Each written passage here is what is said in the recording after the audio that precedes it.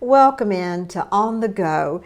We talk a lot about the state of Alabama, but we have people in our state who love this state, who bring to the surface everything magnificent and good about this state, and they keep us going in the best kind of way. And we have somebody here today, Caroleene Dobson, and we were talking about To Kill a Mockingbird, and we're talking about the literary influences that come out of this state.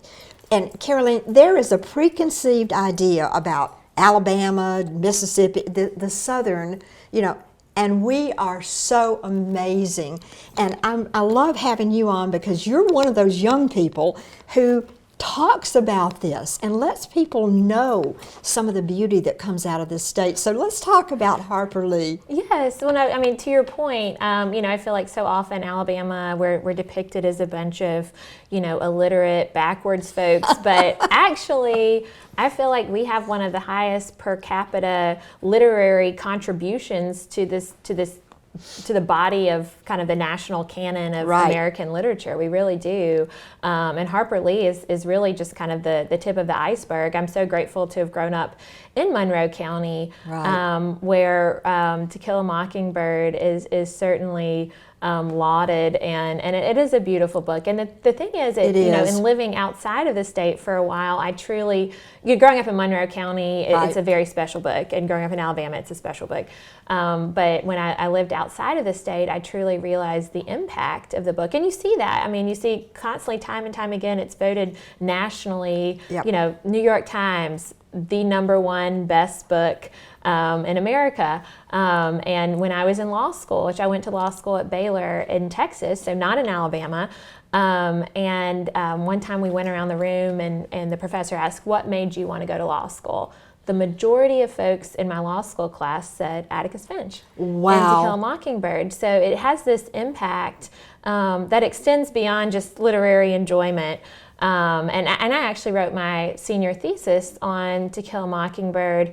And, I think so many of kind of the morals of To Kill a Mockingbird can be construed in so many different settings, but we also have to remember, when To Kill a Mockingbird came out, it was really revolutionary. Yes. It was written by, it was written in 1960, so kind of the peak civil rights movement, by a white woman from the South. She went, in Monroe County, she went by Nell Harper. She chose the name Harper Lee. And some speculation initially off the bat was that the book was written by a Jewish man, because they didn't think that a white woman could have written this book. And so, and initially unfortunately, there was some pushback in the county. Both of my grandparents were educators and were open-minded, and they immediately rushed to buy the book, but they said there were some people that really criticized her for really looking at race in the South at that moment in time. And so I think it's really important that we don't forget kind of how revolutionary the book was in drawing attention to the unfair treatment of African Americans in the South. True. And I actually have a fun story. My grandmother bought a copy of the book at a reception for Nell Harper, and took it to get autographed. And her father, Amasa Coleman Lee, on whom the character of Atticus is based, grabbed the book and autographed it. And then underneath, in parentheses, Harper Lee wrote, "and Nell Harper too." So it's truly a gem that our family cherishes. But her, and initially she was such a understated and very humble person, and you saw that later in life where she became kind of reclusive, and didn't want the spotlight, didn't want the fame. But her father thought that people wanted him to sign the book because he was the inspiration for Atticus. But again, it is such a beautiful book that has touched so many people throughout the world, really.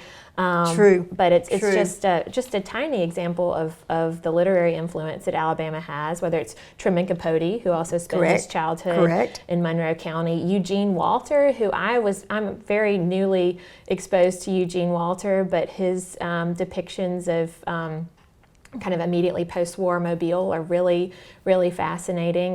Walker Percy lived in Birmingham for a while. Zora Neale Hurston, originally hailed from Alabama. So we've got, and the Fitzgeralds, of course. Well, F. Scott Fitzgerald, right. and I think Zelda probably had a little penmanship in there too. Absolutely, Yeah, yes. yeah. So again, we've got, and that again, and then there's some younger authors too that have really accomplished a lot as well. So again, I think it's really important that we celebrate the literary heritage and clearly the inspiration that Alabama has provided for so many authors that have spoken to the world. What I love is the fact that even back in the 60s, you had women and you had Caucasian women who had the courage Right. to stand up for justice. Absolutely. And I think anybody who was inspired to go to law school because of that book, because of Atticus Finch, they were going for the right reasons, because Absolutely. the law and justice should be fair and equal. That is right. That's right. So, and we don't see a lot of that sometimes. Right. So, No, that's true. I think it's a good reminder, and I think we need to keep those things alive. Absolutely. And a quick question: do they still put on To Kill a Yes, Mockingbird they do. annually? They do. So during Okay. the month of April, and I think a little bit in May. But yes, if you'll Google, it's kind of To Kill a Mockingbird Okay. play, Monroeville. It's all local folks, and Because it was filmed. I mean, the courthouse there, right? It was filmed in California, Was but it it? was Okay. the set was modeled after? on the courthouse Okay. in Monroeville. So if you want a truly Okay. authentic experience, part of the Okay. play is outside, and then the trial scene is in the old courtroom. Okay. So it's a really neat experience. All local actors, so that do an amazing job. The Horton Foote screenplay. So it's really incredible. Well, thank you for bringing to the surface the wonderful things about this state and caring about Alabama enough to keep all of these things top of the mind. Thank you. And that Thank enriches you. all of us. Well, So- no, thank you for this program. That certainly accomplishes that goal. Well, So we've I- enjoyed having you, Thank and you. we'll have you back. Wonderful. And Thank we you. love having you, and thank you, and stay with us. We'll be right back.